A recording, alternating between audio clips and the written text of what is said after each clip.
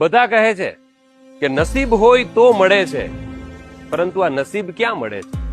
કારણ કે જ્યારે કંઈ મળતું નથી તો કહે છે કે નસીબમાં નહીં હોય, પણ ખબર નહોતી કે આપણું તો નસીબ જ નહીં હોય. કારણ કે કેટલા પ્રયત્નો મૂક્યા, પણ દર વખતે જરાક માટે કેટલી વાર ચૂકી કે નસીબ હંમેશા 2 ડગલા પાછળ રહે છે અને સમય 2 ડગલા આગળ રહે છે.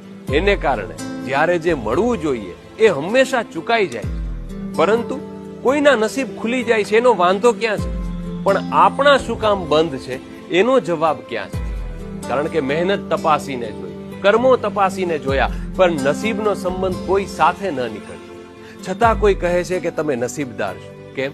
કારણ કે બધા પાસે આ નથી હોતું જે તમારી પાસે છે. જો તમે કોઈનું દુઃખ સમજી શકો છો, સુખ આવે ત્યારે માણી, દુઃખ આવે ત્યારે લડી શકો છો, ગુલાબની સુગંધ લઈ શકો છો, ચકલીને જોઈ શકો છો, રાત્રે ચેનથી સૂઈ શકો છો, અને ક્યારેક હોય ચિંતા તો ઉપરવાળા ઉપર મૂકી શકો છો. અભિનંદન, તમે પણ નસીબદાર છો. કારણ કે નસીબના ઘણા બધા ખાના હોય છે, એમાં તમારા કેટલા ખાના ખુલ્લો છે? કારણ કે એક વિચાર મને મનમાં ચટકો રચી ગયો કે આનાથી મોટા નસીબ શું હોય કે હું જરાક માટે બચી ગયો.